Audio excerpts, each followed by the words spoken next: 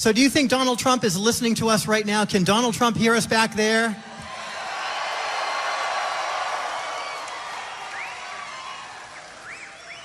You guys make your fellow Mainer proud. Very nice. So, speaking of Mainers, Haley Cates Wright from Cutler, Maine will now come up to sing the national anthem. Let's give a warm welcome to Haley Cates Wright.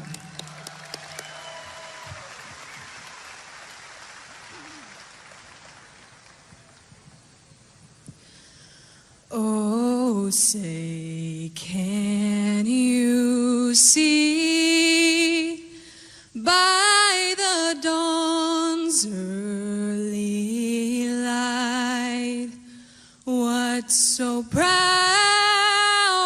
we hailed at the twilight's last gleaming, whose broad stripes and bright stars through the perilous fight o'er the ramparts we watched were so gallantly streaming, and the rockets' red glare, the bombs bursting in air, gave proof through the night that our flag was still there. Oh, say does that star-spangled banner yet wave o'er the land of the free and the home of the brave?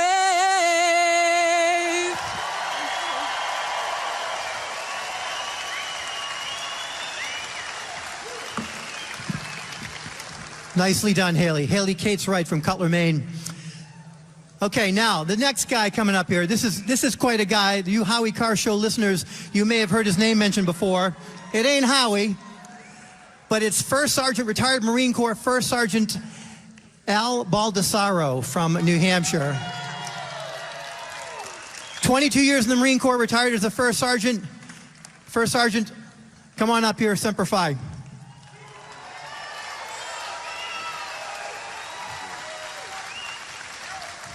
Hoorah!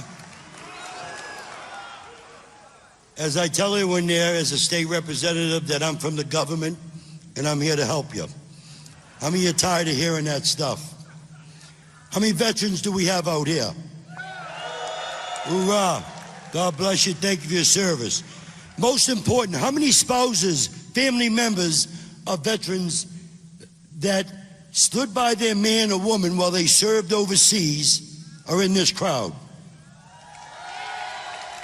Reason I ask that question, Donald Trump is a family man. He understands you are the backbone of the military, because your man or woman that serves, your warrior in the military, would not be successful if it wasn't for you, which we call in the rear with the gear, taking care of the families.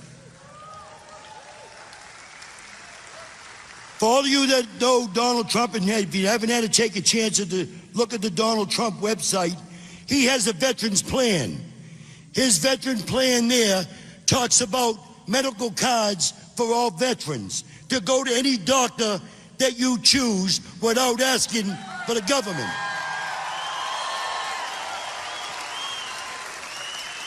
If you're on welfare or you're an illegal, you get to go to any damn doctor you want. But a veteran, you can't. You got to go to the VA. If you're a spouse of a veteran or a disabled veteran and you're pregnant, very few VAs even have OBGYN clinics. Donald Trump's plan puts in taking care of women veterans once and for all.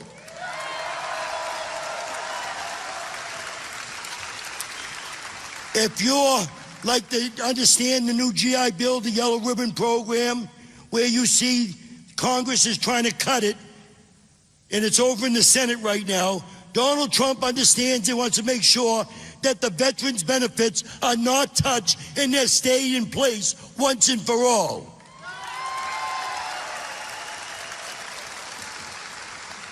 If you're an elderly on Social Security, if you're a disabled veteran, if you're a retired veteran, you did not get a COLA, but Congress did.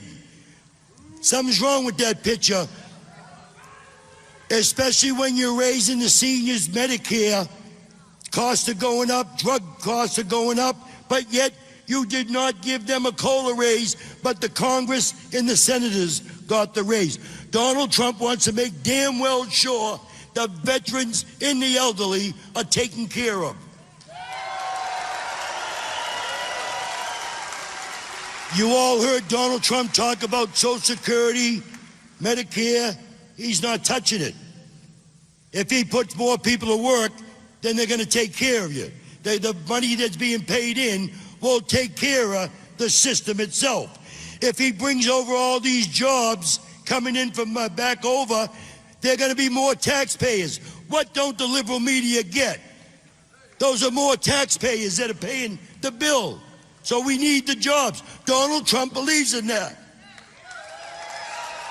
If you're a veteran like myself who served in a war, and as a father, I sent a son to war, I know what it is when Donald Trump says we've got no business being in Syria. There's a civil war going on, and the United States American warriors got no business fighting in that war. In closing, Donald Trump needs Maine's help in November. He's won many battles throughout the country. He's been leading the charge. Now we are going to help Donald Trump win the final battle and take the Hill in New Hampshire. God bless you. Wait, I said New Hampshire. What I meant was, being a state rep from New Hampshire, what I meant was the Hill in the White House. Thank you.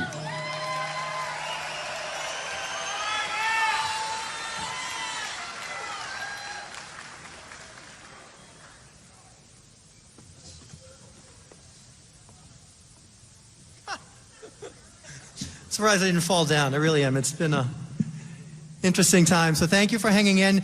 I want to introduce you, before we get to Donald Trump, I'd like to introduce you to Stephen Miller. He's the senior policy advisor for Donald Trump. So this is a kind of a high up guy. So let's give him a warm Maine welcome, Mr. Miller.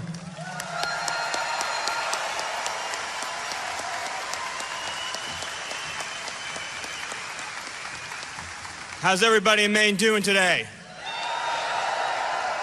How many of you got to catch Donald Trump's speech on trade yesterday? And got to see Donald Trump declare that under a Trump presidency, we're going to pursue a policy of Americanism, not globalism. We're going to pursue a policy under Donald J. Trump that works for real working people. Not just multinational corporations, not just the big banks, not just the faceless global financial elite, but real working people with hopes and hearts and dreams who just want a better future for their children. Hillary Clinton is the embodiment.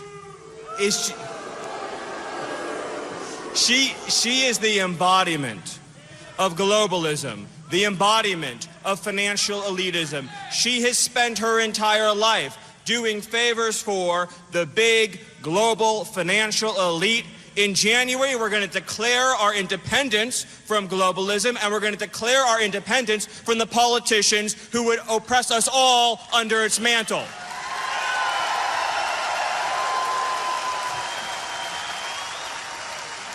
Under Donald J. Trump's presidency, we're going to follow a new set of principles. When a factory in this country is threatened with extinction because of unfair trade, we're going to save that factory. Now, you'll hear from Hillary Clinton and the global elite, you'll hear from them, they'll say, well, no, you can't protect American jobs and you can't protect American factories. They say that'd be bad for the economy. Folks, we've been following that economic advice. We've been following that economic advice year after year after year, and what do we have to show for it? Our middle class is smaller, our wages are lower, our people aren't working, and our communities are falling apart.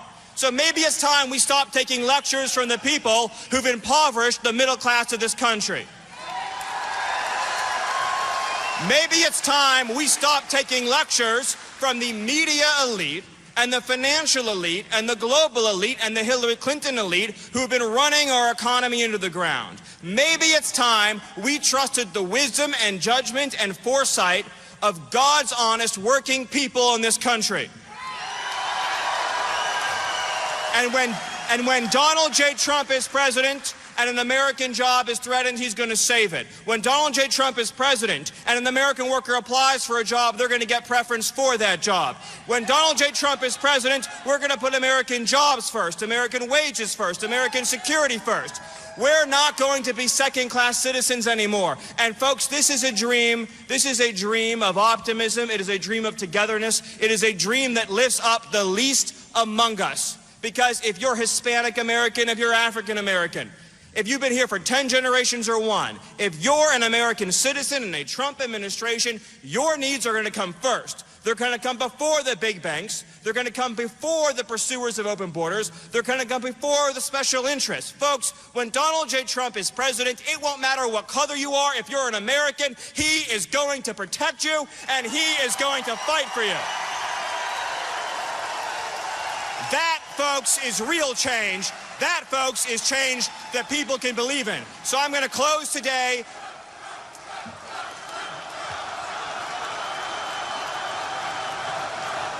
He is going to do it, folks, and he's going to do it for all of you.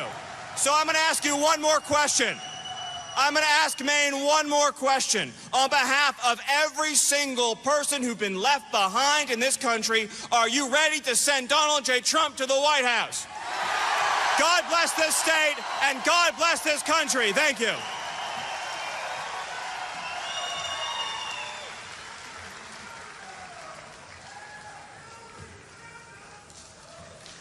Hey, I don't know about you guys. I'm thinking Stephen just earned a sticker. What do you think? Come get your sticker. Come on. Thank you. Nice job. Nice job. When Donald Trump gets in the White House, I think he ought to be his vice president. What do you think? Very nice. Okay. So I want to introduce you to somebody that I think all of you, perhaps many of you, if not all of you, know. A friend of mine, a great guy. I work for Blueberry Broadcasting on the side, and he is the #1 show on WVOM, the Voice of Maine. Ladies and gentlemen, please welcome my friend, Howard Lawrence Carr.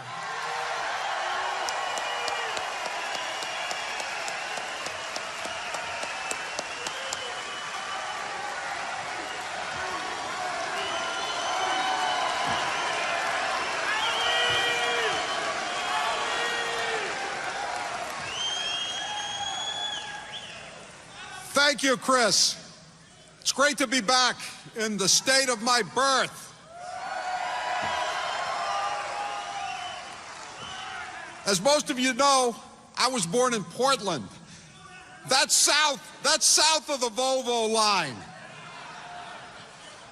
It's great to be north of the Volvo line. In the 2nd Congressional District. This is the biggest congressional district east of the Mississippi River. And as you guys know, if Donald J. Trump carries this district, he will, won't he?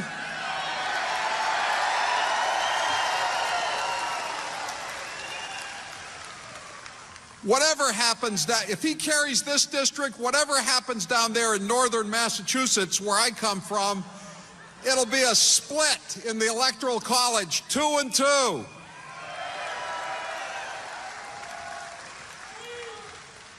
What a crowd this is. I think this is bigger than the Republican convention a couple of months ago.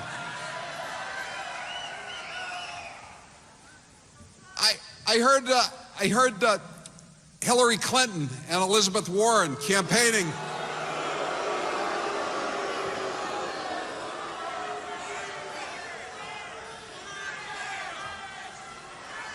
You know Elizabeth Warren, right?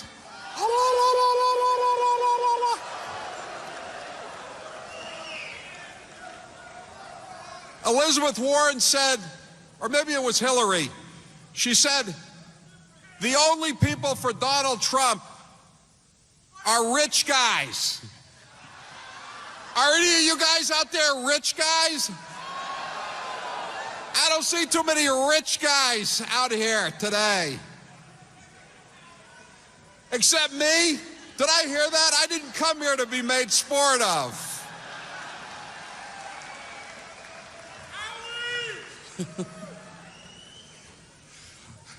So Elizabeth Warren is running around. She's saying, she's talking about, you know, Donald Trump is a bad man. She didn't build that. She didn't build that. He didn't build that.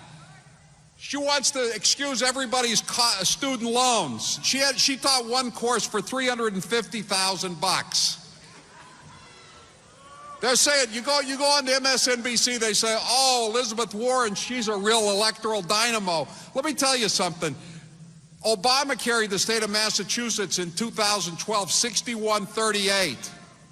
She only beat Scott Brown 53-47. That's some electoral dynamo, isn't it? It's great to be here, though, in Maine, where anyone who wants to can exercise. Let me tell you something. Obama carried the state of Massachusetts in 2012, 61-38. She only beat Scott Brown 53-47. That's some electoral dynamo, isn't it? It's great to be here, though, in Maine, where anyone who wants to can exercise their Second Amendment rights to carry.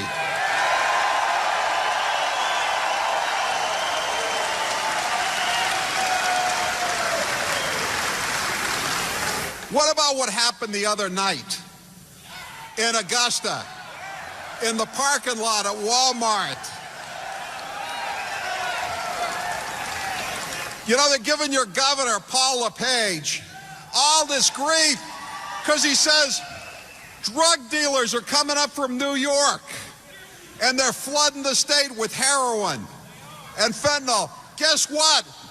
Those guys that were in that parking lot, where were they from? They weren't from Nova Scotia, were they? They weren't from New Brunswick. And those two great Mainers, they came out of their cars. What were they carrying? They were carrying the Equalizer. They were carrying the Roscoe. You know the old saying, God made all men, and Samuel Colt made them equal.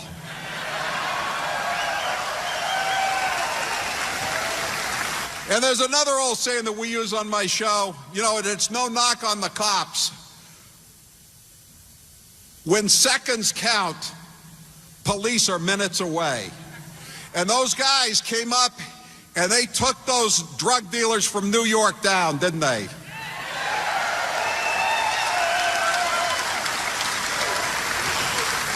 So we called up on my show on Monday. We said, we called up, we got one of the guys, Daniel Chavon. Give him a big hand.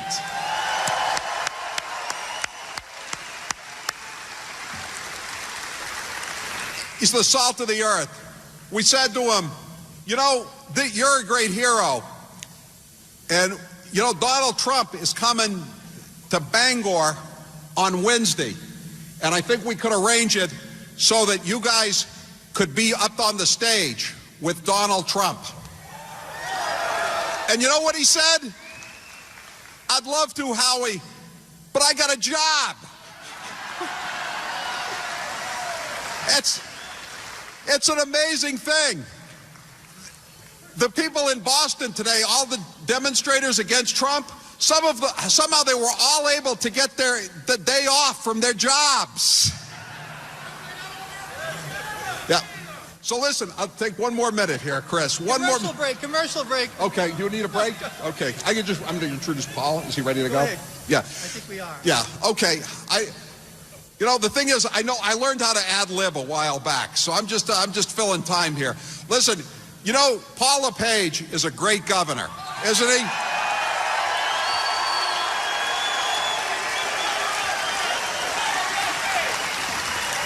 He's got your unemployment rate down to 4.7%.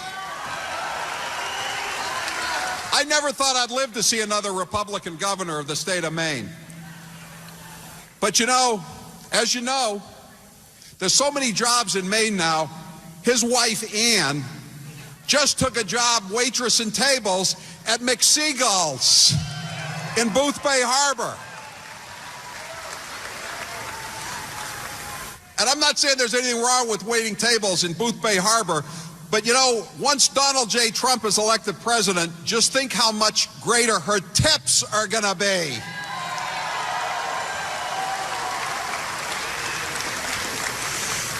It is my pleasure now, and I say it's great to be here back in my home state, and get out and vote, especially if you live north of the Volvo line and you live here in the great 2nd District. And be sure to vote for Bruce Pollock when you're congressman, too. I know he goes a little rhino sometimes, but he's better than somebody from Orono who's never had a job waitressing or anything else in her life.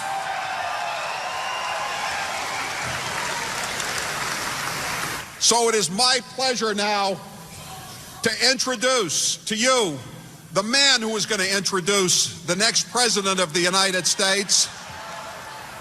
And here he is, my great friend, Governor Paul LePage of the state of Maine.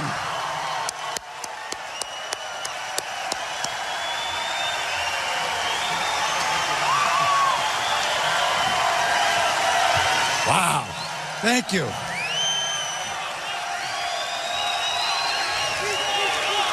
Thank you so much. Thank you. It's a very great honor and a humbling experience to be up here today to introduce you to the next president of the United States, Donald Trump. Many people say we're a lot alike.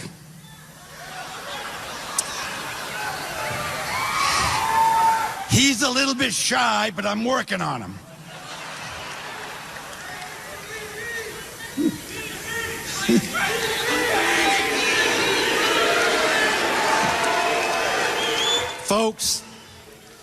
Folks, our country is facing a critical time in our history. While we're the longest standing constitution in the world, we have to keep it that way. In 2010, I decided to run for governor with the approval of my wife. And really, it was a time that we thought to give back to the state. We were contemplating retiring in a few years. And then when my wife gave me the to-do list, I was certain I was going to become governor of the state of Maine.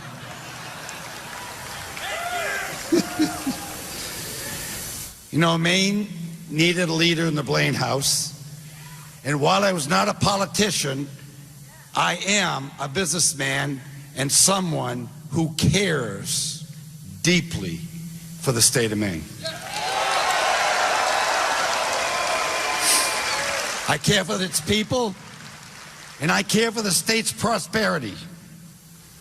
And so when we came to Augusta, inexperienced as a politician and someone who has, I will be very honest, has struggled with politicians as well as newspapers. But we got rid of $1.3 billion budget shortfall. We paid back $750 million in hospital debts without raising taxes.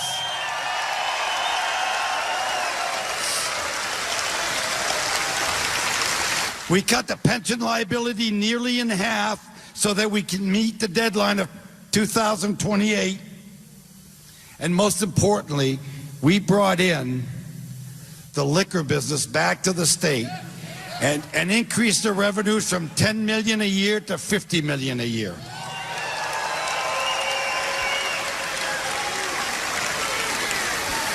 The reason to go back a little bit in history is the same thing needs to happen in Washington. We need a businessman. We need someone that's not owned by the lobbyists or the big bucks on Wall Street. And you notice that some people running for president have always been on the take, not in the giving. Now we have a person that we can look up to and say he will give back to his country and bring us back to what America's known for, a great nation.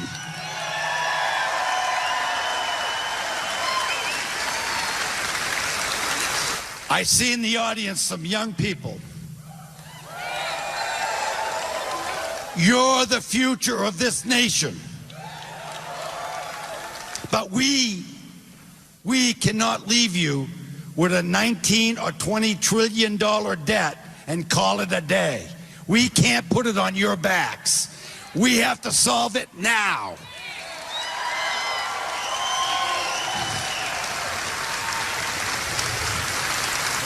Politicians are good at election time. Then they go to Washington, and we all know what's happened for the last several years. Not much.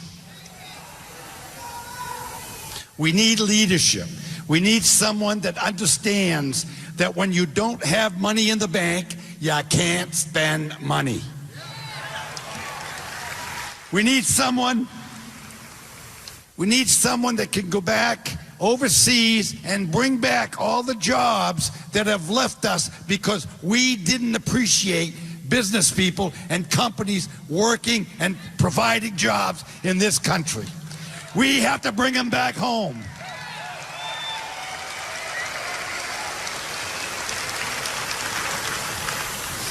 You know, one of our projects has been welfare to work.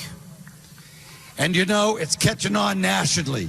We need to have America go back to work willingly and want to build a prosperous nation.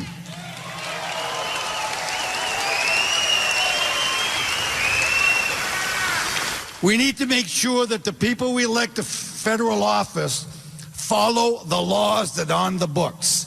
Right now, we have a president and a candidate for the presidency that do not enforce laws. They pick and choose which ones they believe are legitimate and which ones aren't. We need someone to say, that is the law. We have to follow it. If we choose to get rid of it, then we repeal it legitimately through elected process. We don't just say we're not going to follow it.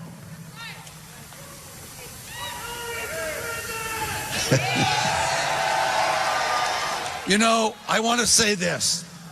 Each and every one of us who's an American citizen was one time an immigrant. We came here and we did what we had to do to get our citizenship. We followed the laws. We work hard.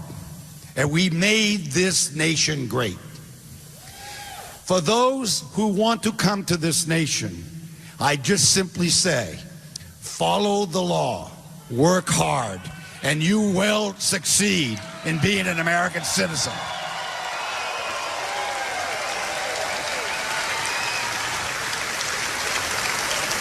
No free lunch for anyone. Somebody ends up paying for it. You know, we've done a lot of progress on welfare reform. Yay! You know, we have 5-year limitations on TANF now. Guess what? You know what we're finding out? People on welfare, the overwhelming majority of the people on welfare are not deadbeats. They want help to get off. There are some, there are a few that are deadbeats. But what we're finding out is when we give them the education, the support, and we work with them, they are proud to go to work.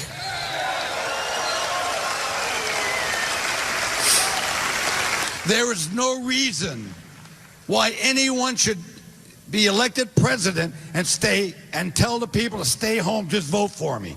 That's not the way America works. America is great because we all work together to make ourselves great. It's of the people, by the people, for the people. And that's what Donald Trump's going to do in Washington.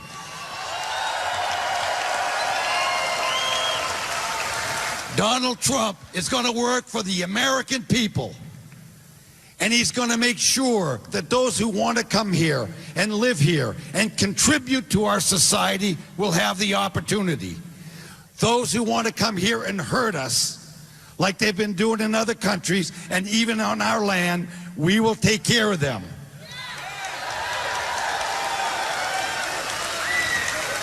We are going to live by the rule of law, and we're going to work as a society to become great again.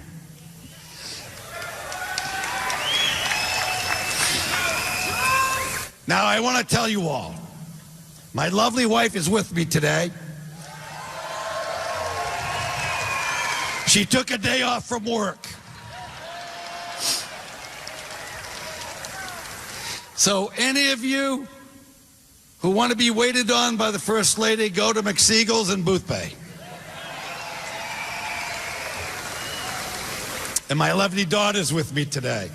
Many people here don't know that Lauren, while attending University of Maine Law School, was also the campaign manager for my re-election. This young lady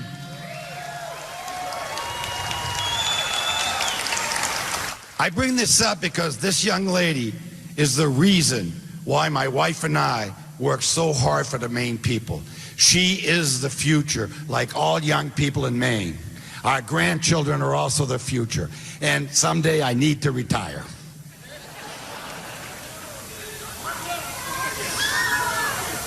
But folks, all kidding aside, this election's important. We have terrorism around the world. We have people in Washington that will not identify or admit that there are terrorism around the world. Refuse to say there are bad people in this world, while ignoring the lives of many great Americans. The one thing that I will never forget in my life is Benghazi. In Benghazi, the elected officials, the leaders of this country, tried to trump up a story to look good because it was an election year. Well, not in 2016. The truth is out. Donald Trump is going to lead our country.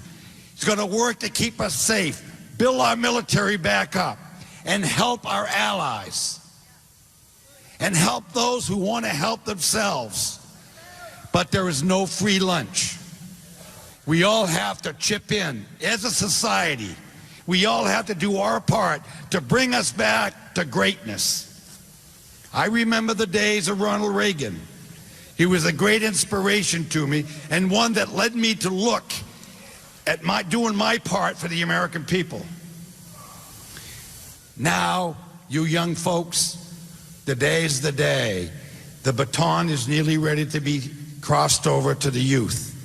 And we need your input, we need your creativity, we need your willingness to continue the path of America, the greatest nation on earth.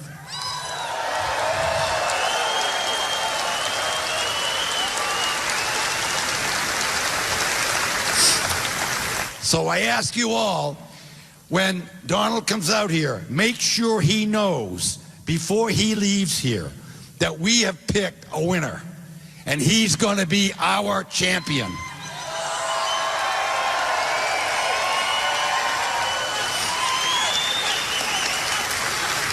And remember this, when I was running for governor back in 2014, the national media said I was a dead governor walking. But on Wednesday morning after the election, we tallied the most votes in the history of Maine for any governor.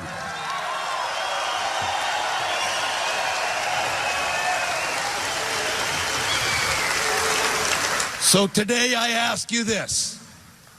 We have a rough few months ahead of us.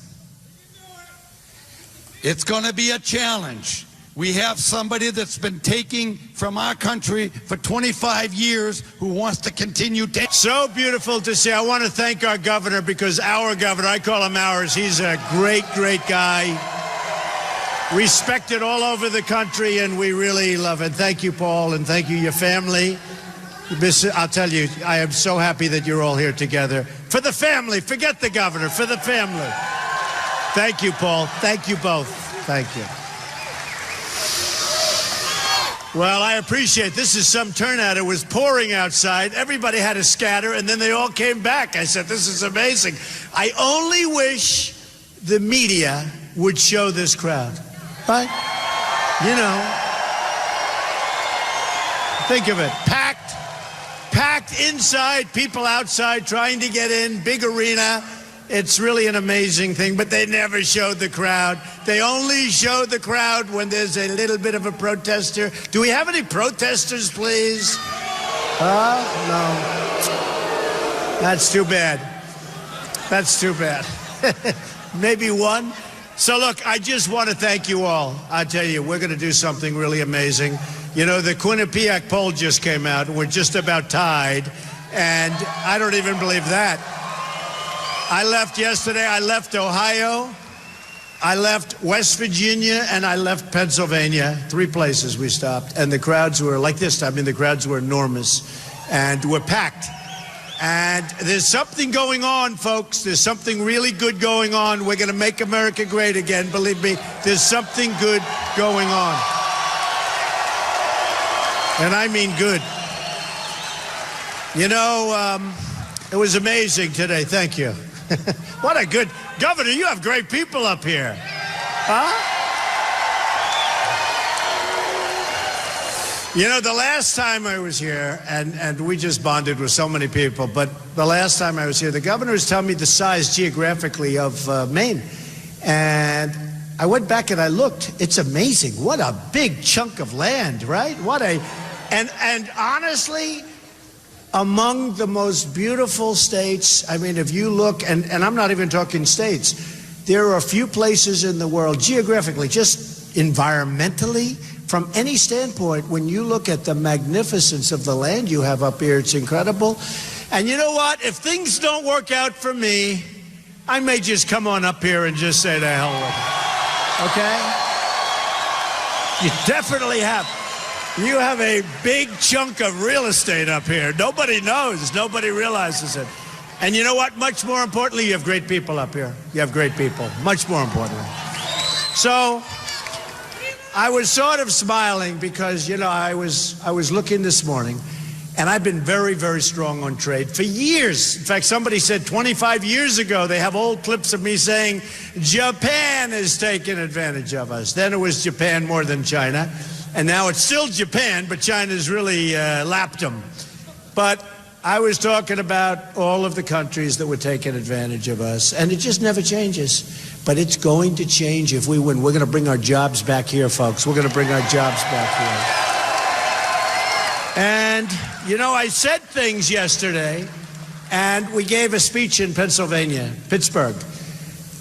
A place, a wonderful aluminum where they make and manufacture things of aluminum and do a great job.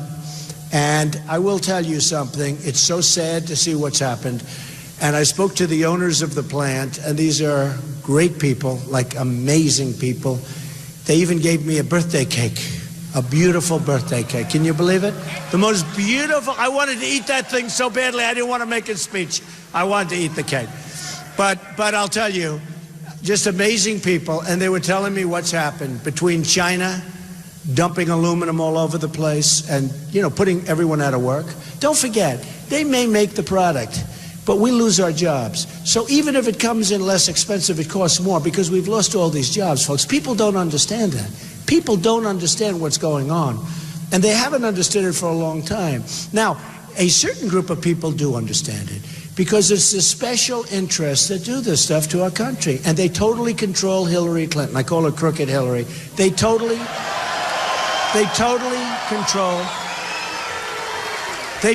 control Hillary Clinton. And then I watch her on television about ISIS, okay? Well, we're going to this. It's like this. We're going to this and we're going to that. We're going to this. I've been watching her for so many years. She has been in that position for so long in one way or the other. She hasn't done anything about what's going on, all right? ISIS was formed during her tenure. ISIS is now worse than ever. You see what happened yesterday. You see what's going on generally. ISIS is looking strong. ISIS is signing up people over the internet. They know how to use the internet better than we do, and we do nothing about anything. They're taking our youth. You know why they're taking our youth? Because they look like they're winning. We have to give them a big, fat, ugly defeat. We have to defeat them fast. And don't forget, you know, they say, oh, can we trust Donald with the button? Well, I'm the one that didn't want to go into Iraq, just so we understand it. I would be the slowest with the button, but I would be the one that doesn't have to use it because they're going to respect us again. Nobody respects us now. Nobody respects us now. You look at China. So we have a trade deficit with China of $505 billion a year. I know a big plant closed in Maine recently, and it's closing because you can't compete with devaluation. You know, it's all about they're devaluing their currency, and so are others. I talk about China, but remember, I talk about China for a reason. They're the biggest abuser. They're the biggest, and they're the biggest abuser. But every country, virtually, every country that we do business with looks at us as the stupid people. We're the piggy bank that they just keeping. They take our jobs. They take our money. They don't respect us. We have political hacks negotiating the biggest deals in the world. You know, you read about corporate deals. Trade deals blow them away. There are no corporate deals that are big like these trade deals. When you talk about a $505 billion trade deficit, there are no corporate deals like that. And yet we have political hacks and people that shouldn't be doing it negotiating, and yet we have, and I've got many of those people endorsing me, Carl Icahn and so many others, we have the greatest business negotiators anywhere in the world. We have them in this country, and they do great, and they don't want anything. They'd love to do it. To them, it's a game of chess, and they do love the country in their own way. You know, it's hard for some of these guys to love anything, and women. It's hard for them to love anything because that's the way it is. But I have to tell you, we have the greatest negotiators anywhere in the world. Oh, look, the camera's just turned. Oh, look. There must be a protester. Ah, there must be a protester. All right, don't hurt our protester. Thank you. Don't hurt our protester. Do you know the safest place in the world to be is at a Trump rally? Believe me. Believe me. We don't have problems here.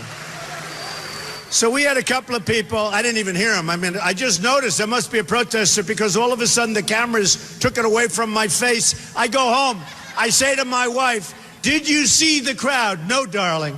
Did you see the crowd? You must have seen the crowd. No, they never turned away from your face. I don't like that. I want to see the crowd. But it's true. Now, you hear, and if you hear, it sounds like these big stadiums, and you hear the crowd. Sometimes we had 35,000 people, almost 40,000 people at one. and it sounds like a football game or sounds like something. So you hear there's something, but they never show it. They never, you know why? Because they are the most dishonest people that you will ever meet.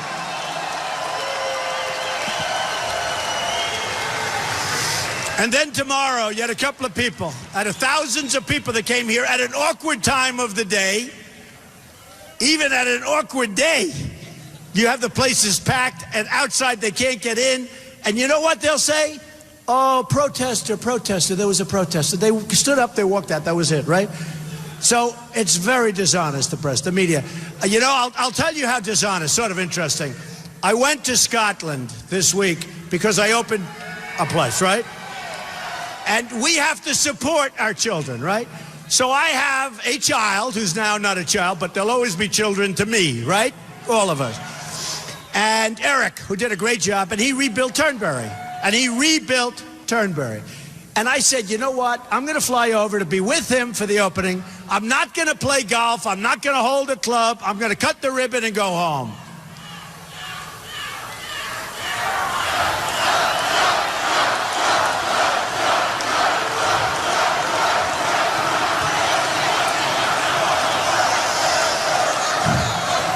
I don't know if was that friend or foe. I don't think it's friend. Get him out.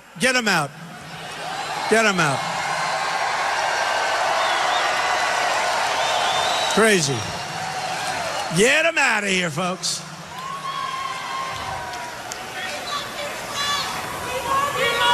You know, the funny thing, we could press charges, but you don't want to ruin somebody's life. Because in 2 years and 3 years and 4 years, they'll be on our side and they'll say, I wonder why I ever did that. Because you know what? Think of it.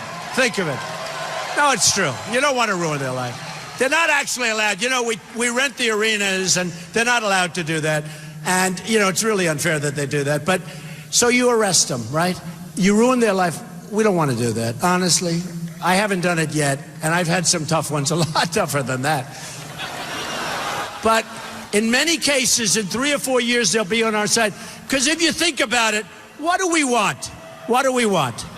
We want military strong. We want strong borders. We want Obamacare terminated. We want a great health. Right? Right? We want Common Core ended. We want great education. We'll bring education locally. We want to preserve our Second Amendment, right? And Hillary Clinton will effectively abolish the Second Amendment as sure as you're standing here and you're sitting there. The National Rifle Association, who are really good people, by the way, I've gotten to know them. They are good people. They love this country. They endorsed me, the earliest endorsement I believe they've ever given, but they endorsed me. We are going to protect and preserve our Second Amendment, okay? But when you think of it, that's what we want. We want our jobs back. We want to have great economic development. We don't want factories and businesses leaving Maine and going to Mexico and going to other places. We don't want China continuing to rip us off. I mean, they're ripping us like nobody's ever ripped us before. We don't want that. And so these people that are complaining, you know, every once in a while they're saying, oh, blah. And you go outside. We had one in New York where we had a small group of people, a big group inside a hotel I built called the Grand Hyatt Hotel, and on 42nd Street. And you know what? And I'm very proud of it. And look outside, there was a small group of people, big group of people inside, and they went up to some of the people. What are you complaining about? Do you like Donald Trump? And one of the people says, yeah, I do, really. They didn't even know why they were there. Do you like him? Seriously. No, I do like him. I like the way he speaks. I like the way he talks. He tells it like... And the guy said, are you protesting? Yes. Do you know what you're protesting about? I don't really know. There's so much, folks. It's a phony deal, believe me. There's so much of that stuff. I raised $5.6 million for the vets, right? 5.6. And I didn't have to do it. That was when I said I'm not going to do a debate that night. We've won every single debate according to every single poll. But that night, I don't know, I just wasn't treated properly by the network. So I said I'm not going to do it. And I gave a speech. I said, let's raise some money. We raised some money, almost $6 million we raised. And when I was giving it out, we actually had a protest. 10 vets were outside. Now I'm giving 100,000 here, 200,000 here, 250. One got $1 million, one got 75, one got 50, one got 25,000. To all these groups. I said, wait a minute. There's vets outside that are protesting. The money went $5.6 million, I think. The money went to the vets, right? I gave $1 million check. So it goes to the vets, but there were people outside protesting, and they were vets. And they went out, and they found out they were sent by Hillary Clinton. Okay? Because that one I couldn't understand. No, think about it. Think about it. You're giving away almost $6 million. Money like these groups haven't ever seen before. Great groups, great people. I hope. I mean, you know, we try and vet the vets, right? You have to be careful. And who knows? I think great. But I think great people, and some of them are great. We know that for a fact. And you have people outside, and they were sent by the opponent. Why would anybody do that? It's dirty stuff. I was going to tell you. So I went to Scotland. And it was right after the vote, which, by the way, I hate to say, but they asked me, what do you think? I said, I think it's going to pass. I think they're going to seek independence. I think they're going to seek independence. And it doesn't affect me much, I don't think, but I think they're going to seek it, and that's it. And Hillary and Obama called it totally wrong. And he said, if it happens, we're going to put them to the back of the line. That's a hell of a statement. I actually think they might have lost because of that statement, if you want to truth Obama's side. So what happened is I go there, and it's like 9 hours after the vote, and now they know. So we have all this press. We had so many press. It looked like the Academy Awards. You had never seen, and we're standing on this beautiful tee in Turnberry with the ocean and the lighthouse in the background. And I told the press, I'm here to support my son, and I'm going to turn around and go right back. I was going to spend one night in Scotland, and I said specifically, I will not put a golf club in my hand. In fact, they wanted me to hold a club. I said, nope, I'm in the middle of a campaign. I don't want that picture. No. Right? This is a so true story. You know what I'm talking about, Paul. So I say, no way. I don't want to go. They were trying to give me hit the first ball. I don't want to hit anything. I'm here to support Eric Trump, who did a +10 job. He did it. He was great. Okay. I'm here to support my son. And I inspected, and he did a great job. Okay, by the way, ahead of schedule, under budget. Is that great? Is that great? Could we use, with our infrastructure that we have to rebuild in our country, could we use those words, ahead of schedule and under budget? Wouldn't that be nice? And I own 100% of it, and I don't have a mortgage on the property. Wouldn't that be nice, too, you know? No mortgage, no nothing. So I'm standing there with all these reporters, and one of them says to me about the pound. What would happen if the pound goes down? So the question. So I answered the question. Well, if the pound goes down, I'll do well because more people are going to go to Scotland, right? And here's the headline. Donald Trump grandstands about the pound. The guy asked me a question, a reporter, about the pound. So what would happen to this place if the pound goes down? Then the beauty of all, I didn't want to play. I said, I'm not playing, right? So the next day, crooked Hillary Clinton does a commercial. And I think she put about the pound, but they don't put questions, they just put answers. So I didn't like that. But they show me hitting a shot. I said, wait a minute, they have me playing. And then all the reporters said I played. I didn't play. I swear I didn't play. I swear. So they have me hitting a shot. And you know what it was? They took the footage from 1 year ago or a year and a half ago at a different place, and they put it into a commercial that Donald Trump went to play golf in the middle of this thing. So I said it to the press. Not one press reporter. They have a commercial out now where I'm talking about the pound and I'm hitting golf ball, and although the swing didn't look terrible, I must tell you. If I was going to do that, at least I would have put a bad swing in, not a good swing, right? But they have me hitting a ball at a different location. The whole thing is so crazy. The whole thing. But here's what it is. It's totally dishonest, folks. And it's not a big deal. It's not a big deal. I don't think anybody cares. I'll give you the good news.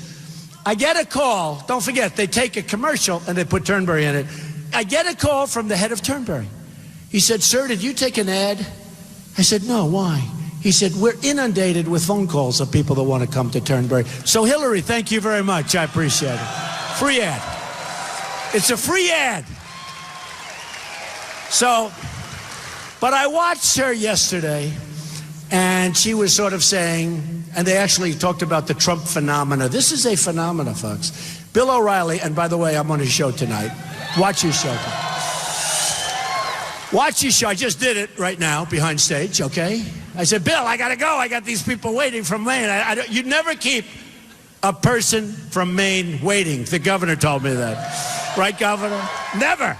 You never keep a person waiting from Maine. But I'm on Bill O'Reilly. But I saw tonight, and I saw over the last few days, people are talking more than ever about this phenomena that's been created. And you know, it's really an amazing thing. Even pundits that truly, truly, truly hate me, they're saying it's a movement like they've never seen in this country before. It's bigger than Bernie Sanders. It's bigger than Bernie Sanders. And yet, Bernie, I have to say one thing about Bernie, and he'll be nasty and say, "Oh, I'd never vote for Trump," but that's okay. I know what he thinks inside. He hates her. He hates her. I mean, he cannot stand her. I'm pretty good with people. Bernie Sanders cannot stand Hillary Clinton. But I'll tell you something. You wouldn't think this. You wouldn't think this. But there is one thing that Bernie Sanders and I are in complete accord with, and that's trade. He said we're being ripped off. I say we're being ripped off. I've been saying it for years. He's been saying it for years.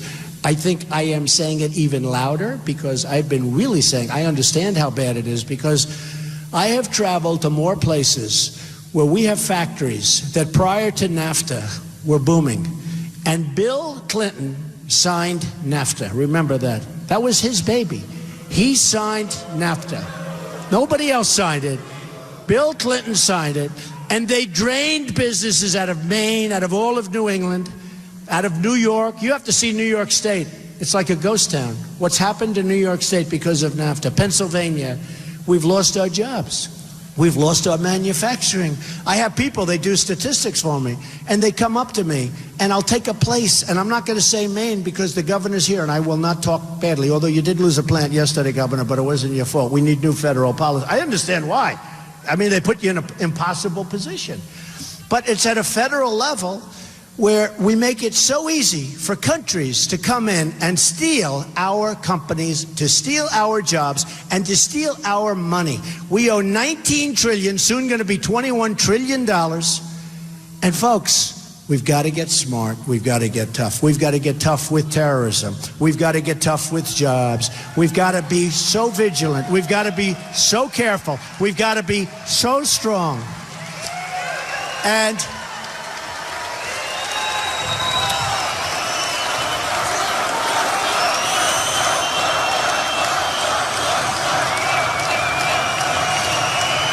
thank you.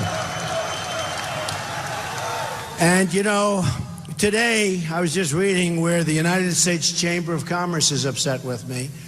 And they usually go the Republican way. They're upset with my statements on trade. And I said, let me ask you a question. And I tweeted, why? Why would you be upset? I'm all for free trade. The problem with free trade is you need smart people making deals. We don't have good deals. And free trade is killing us. Somebody asked me the other day, one of the moderators, well, how do you describe your view, Mr. Trump, on trade? And by the way, I know every form of trade. Fair trade, good trade, bad trade, free trade. There's hundreds of names. So I never really thought this way, but now I think it because now I'm doing this. And we are doing so well together. By the way, am I doing a good job? Am I doing a good job? Right? Letting the word out. I mean, we started with 17. And all of these people were professionals, and they had 218 years of experience. And when they did this stat, I had 10 months. So they said, Trump has 10 months of experience. They have 218 years of experience. That's like if you add up all their political years together. And here we are. I mean, here we are. And not only that, most importantly, very importantly, in the history of the Republican Party, More than Ronald Reagan, more than Richard Nixon, more than Dwight D. Eisenhower. You know, he did win the Second World War, in all fairness. We have more votes, almost 14 million votes, more than anybody in the history of the Republican Party. Think of it. Think of it. And we won 37 states, you know. So you go down the line and you look at what we've accomplished together. And I said to myself, why would the U.S. Chamber of Commerce criticize what I'm saying? Because here's what I'm saying. Very simple. I'm all for free trade. It's fine. But I want Carl Icahn negotiating for me. I want the greatest business people negotiating my deals, not hacks, okay. But I'm all for free trade. But here's what, because, you know, the U.S. Chamber of Commerce is totally controlled by the special interest groups, folks, just so you understand it. And there are special interests that want to have the deals that they want to have. They want to have TPP, Trans-Pacific Partnership. One of the worst deals. It'll be the worst deal since NAFTA. No, it'll be the worst. It'll drain the rest of your businesses out of Maine, believe me. It'll be the worst deal since NAFTA. And I said to myself, and I talked about it. I gave a speech in Pittsburgh, in Pennsylvania yesterday, and it was very well received. Of course, then you had the tragedy in Turkey, and that was the end of that speech, which is fine. I mean, that's the way it's supposed to be, because that tragedy is a disgrace that we can allow that to continue to go on, whether it's Turkey or anyone else. That's a disgrace. Okay. So I said to myself, why would anybody be against what I'm saying? Because here's what I'm saying. We have to make great deals for our country. And I said to the announcer who asked me this question, to the reporter, well, what's your definition of trade? What do you want? I said, well, I'll tell you what I really want. Very simple. I want to make great deals for our public. I want to make great deals for the United States. Yes, but do you want free trade, fair trade? What's your I said, I want great deals. I don't care if they're free. I don't care if they're fair. I don't care if they're good. I don't care if they're horrendous. I just want great deals. I'll do it all different ways. I'll do it all different ways. And he didn't understand it. He said, but it has to be free. You know, the conservative way. Remember when Jeb would say, he is not a conservative. I said, who cares? And by the way, I am a conservative. I'm more conservative than they are in many ways. But they think, see, to be a conservative, you have to want free trade. But if this country is being drained of its jobs and its money because we have stupid people making bad deals, and in some cases, smart people who are basically corrupt making bad deals for us, it doesn't matter, same thing, then what I want to do is I want to correct that situation. You know, I spent in the primaries $55 million of my own money, right? I spent my own money. Now I'm raising money for the Republican Party, and we've raised a lot of money. Wait till you see the numbers start to come out. They said, Donald Trump's numbers, first of all, I don't even know why I need so much money. You know, I go around, I make speeches, I talk to reporters. I don't even need commercials, if you want to know the truth. Why do I need these commercials? You know?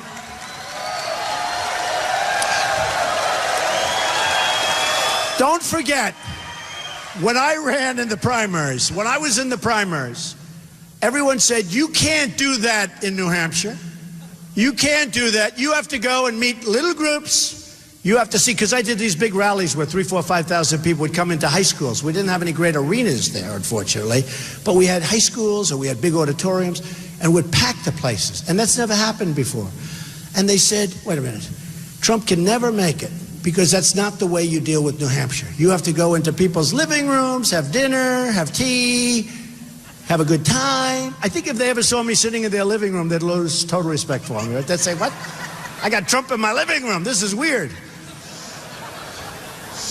And we would pack the arenas, we'd pack the places, and everybody said he can't win because you can't win in New Hampshire that way. And I won in a landslide, and I spent very little money. And then they said, well, he hasn't spent money on commercial. Same thing I'm hearing now. Think of this. I haven't spent, I don't think, $1 on a commercial. So the Quinnipiac poll just came out, we're essentially tied.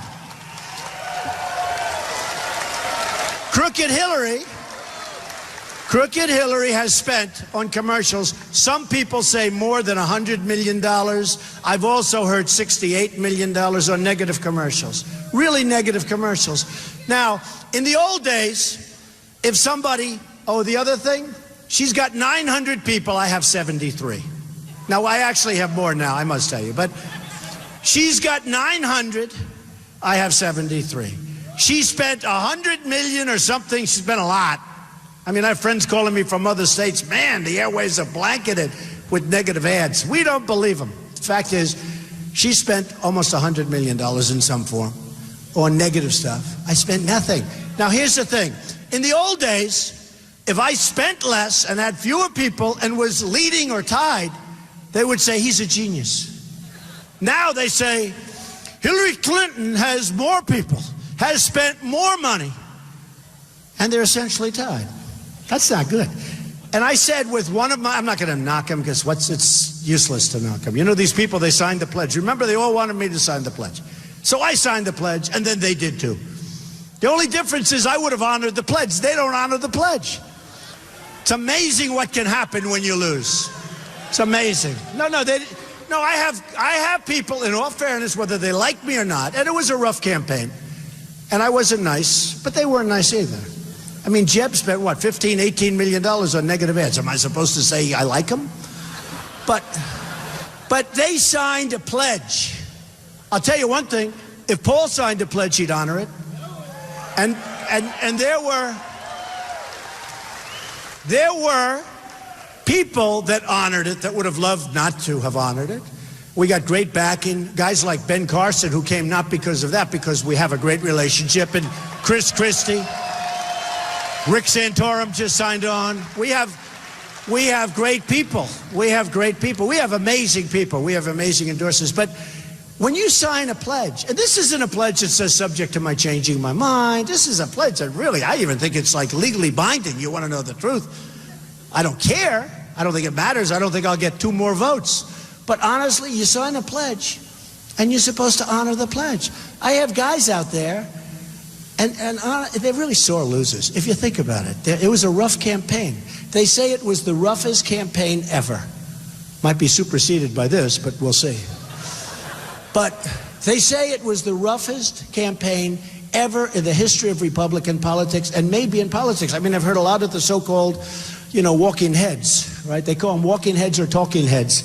Usually they're walking heads to me, because there's nothing up there with most of these guys. And it was rough. But what you do is you go to sleep for a couple of days, you wake up and you say, I honor the pledge, right? I would have honored it. There are people I don't like, and there are people that I love on that stage. But there are people I don't particularly like or particularly respect. But I signed a pledge. I would have honored that pledge. I wouldn't have gone crazy. I wouldn't have had, let's yell it from the loudest building. But you know what? I would have honored the pledge. But we have people that have not honored the pledge. And that's a terrible thing. Okay, I don't care who you are. I don't care what your position. You can say what you want. They all signed so that I'd sign, because I was the one that was negotiating a little bit. I'll always negotiate for you people. I love to negotiate. But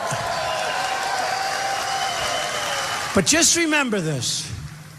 They signed a pledge saying they will abide, saying they will back the candidate of the party. And now they sit back, and the pledge is out there, and the press doesn't even go after them on that. They broke their word. In my opinion, they should never be allowed to run for public office again, because what they did is disgraceful. So I said, when I saw the U.S. Chamber of Commerce, again, controlled totally by, various groups of people that don't care about you whatsoever, I said, why would they, I even tweeted, @RealDonaldTrump, @RealDonaldTrump. But I tweeted, I said, why would the chamber, and I have nothing against the chamber, don't know them too well, but I have nothing. Why would they complain when all I'm saying is this, that if China doesn't make this horrendous deal that we have with them, which is sort of a non-deal, it's only a one-way, one-sided deal, I want to renegotiate a deal. I want to terminate the deal and do a good deal. And that's all I want. I want to bring jobs back to our country. I want to bring money back to our country. I want to get rid of the deficit. I want to start paying off debt.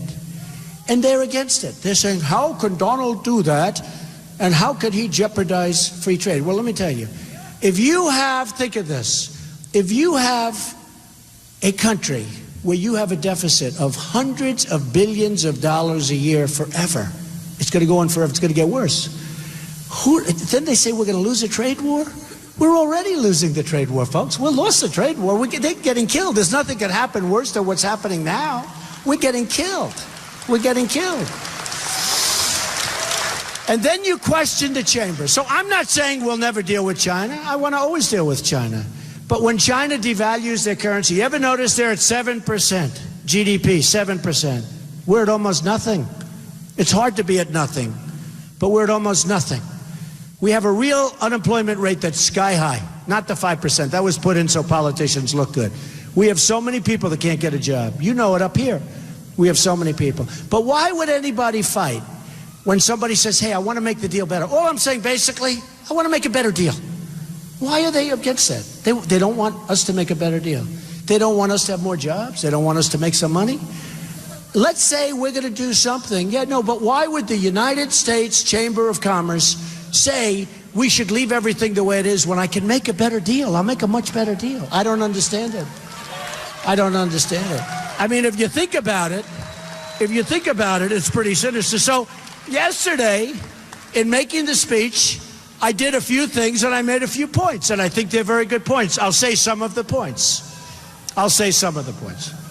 Number one, I'm going to withdraw the United States from the Trans-Pacific Partnership, which has not yet been ratified and which is a total disaster. Right? Number two, I'm going to appoint the toughest and smartest trade negotiators to fight on behalf of the American workers and the American people. Number three, I'm going to direct the Secretary of Commerce to identify every violation of trade, all of the agreements that a foreign country is currently using to harm our workers, and there are many of them. I will then direct all appropriate agencies to use every tool under the American and international laws to end these abuses. We are being abused as people. We are being abused. Number four, I don't know how anybody can have anything against. We know how bad NAFTA is, signed by Clinton, and they don't do anything about it. Obama said he was going to do something about it. He doesn't do anything about it. And the reason is that the special interests will not let him do anything about it. It's very simple, folks. Hey, I've been on the other side of it. Believe me, I know better than anybody. I'm going to tell our NAFTA partners that I intend to immediately renegotiate the terms of that agreement to get a better deal for our workers. Okay?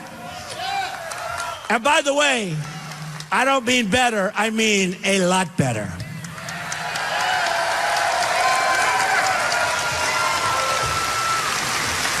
If they do not agree to a renegotiation, then I will submit notice under Article 2205 of the NAFTA agreement that America intends to withdraw from the deal, okay? No more NAFTA. No more NAFTA.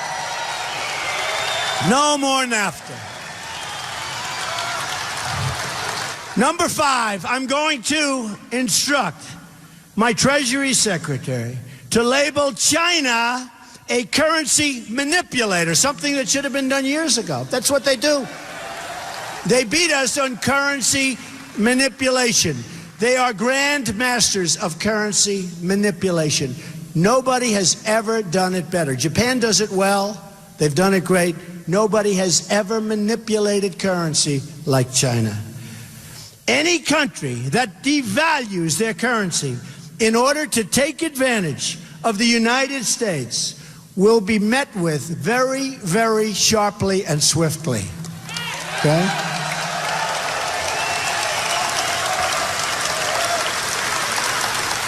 And sadly, that will include tariffs and taxes for their goods coming in. I'm sorry, folks. That's what we have to do. That's what we have to do. You know, some of the stupid people said, oh, he's going to charge tariffs or taxes to China. Let me tell you, if they devalue their currency, you ever notice we're starting to do better, and then all of a sudden China has a big devaluation. Boom, sucks the air right out of you. Oh, it happens all the time. It's happened for years and years and years. Some of the biggest devaluations they've ever done have happened not so long ago. So we have to protect ourselves. And very simply, you know, I see where this country, where they try and keep companies in our country, so they offer all sorts of incentives like interest-free loans and low-interest loans. That's not what they want. There have to be consequences. If a country, as an example, like Mexico, great respect for the leaders, they're doing smart. They're outsmarting our leaders. Like China, oh, we're going to build a wall. Don't worry about it. The wall is going to get there. Don't even think about it. We're going to build the wall. We're building the wall. And by the way, the Latinos, the Hispanics, you know, in this poll that came out today, I was at 33%. Remember, they all said Donald Trump, because the Latinos that are here legally, they don't want people pouring into our country, taking their jobs and taking their homes, believe me.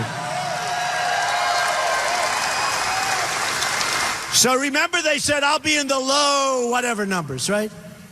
And I'll be I'll be down at nothing. So it comes out today, well, this is a surprise. With the Latinos, I employ thousands of Latinos. I employ thousands, tens of thousands over my lifetime. They're phenomenal people. And let me tell you, the people that are here legally want protection. A man who owns a radio station in New York, all Hispanic, calling in. They call in. And he said, you know, he was on television a month ago. He said, you know, I don't believe these polls about Trump and the Hispanics, because everybody that calls me, and they're all Hispanics calling up, Latinos. He said, they're all Hispanic calling up. He said, they love the guy. And I feel that too. And remember, thousands and thousands I have. And these are great people. I do business with them.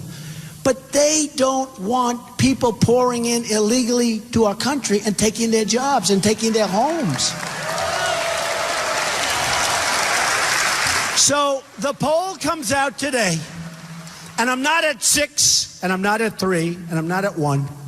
I'm at 33, which is 6 or 7 points higher than Mitt Romney. Remember, they were saying Mitt Romney had 27. That's a sad situation. But let me just tell you, I'm higher than Romney. And everyone's saying, wow, look at how high he is with the Hispanics. I was not surprised. You know, when I won the state of Nevada, they have a very large Hispanic population. And they did exit polls. And I won the exit polls. So I wasn't surprised. Everybody else was. We're going to do great with the Hispanics. We're going to do great with the Latinos. We're going to do great because they want jobs. And I'm going to bring jobs back to this country. We're going to do great with the African Americans. They want jobs. They want jobs. African American youth has a 59% unemployment rate, 59%. Obama has done nothing for African American youth. We are going to do great with African Americans. You watch. You watch. These people want jobs. I want jobs. Latinos want jobs. Everybody wants jobs. We got to bring jobs back into our country, and we've got to bring safety back to our country. Make America safe again also. Okay, number 6. I'm going to instruct the U.S., very important, I'm going to instruct the United States Trade Representative to bring trade cases against China, both in this country and at the WTO level. All right, you can get them out. Get them out.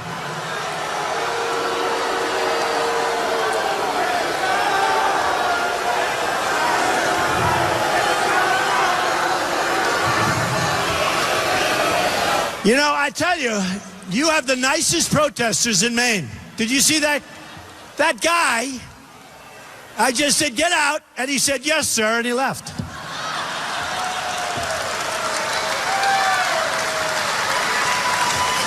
We don't even need our police. Can I tell you, we should give a special round of applause to our police. They have done an unbelievable job in this country. Unbelievable. They're not appreciated like they should be, believe me, folks.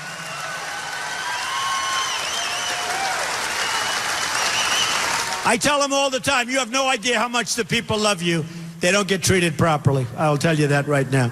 China's unfair subsidy behavior is prohibited by the terms of its entrance to the WTO, and I intend to enforce those rules. They're already there, folks. Now, 7, very important. If China does not stop its illegal activities, only if they don't stop their activities. I'm not going to stop trade with China, but if they don't stop their illegal activities, we're going to do a number. I've done very well with China. I've made great deals with China. We can do great with China. And I don't have anything against Chinese leadership. I don't have anything against the leadership of Japan or Mexico. They're just so much smarter than our leaders, and they're taking advantage of us. I have a lot against our leaders because they're grossly incompetent. They don't know what they're doing. So if China does this, right? So if China does not stop its illegal activities, including its theft of American trade secrets, they're stealing $300 billion a year, some people say, of trade secrets. I will use every lawful presidential power to remedy trade disputes, including the application, of tariffs, consistent with Section 201, consistent with Section 201 and 301 of the Trade Act of 1974, and Section 232 of the Trade Expansion Act of 1962. Now, think of that term. Think of that term. The Trade Expansion Act. Well, you know what? We got the joblessness and they got the expansion, folks, okay? There's no expansion. There's no expansion. So the story is this. I love you people. So important. In November, you get out and vote. We're gonna make this thing into something that nobody's ever seen before. They've already said it. They've already said it. We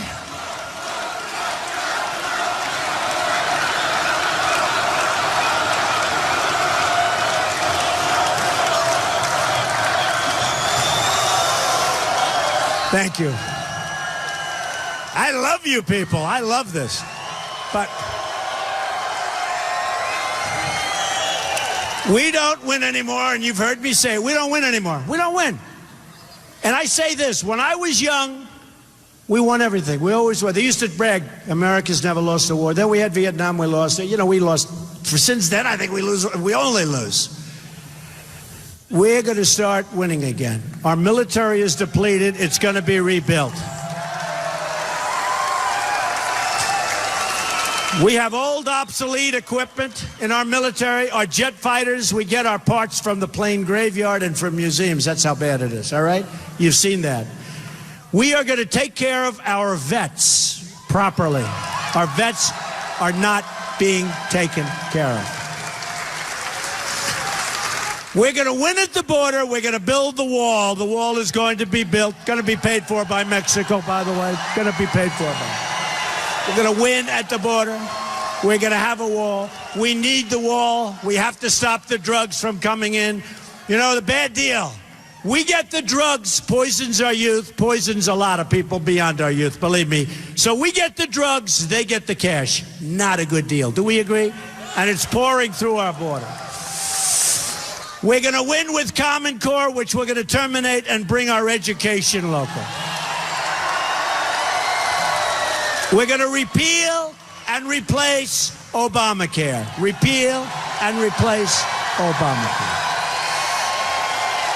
We're going to save our Second Amendment. So important. We are going to make the greatest trade deals in the history of our country and maybe beyond that. We are going to go from the stupid people that don't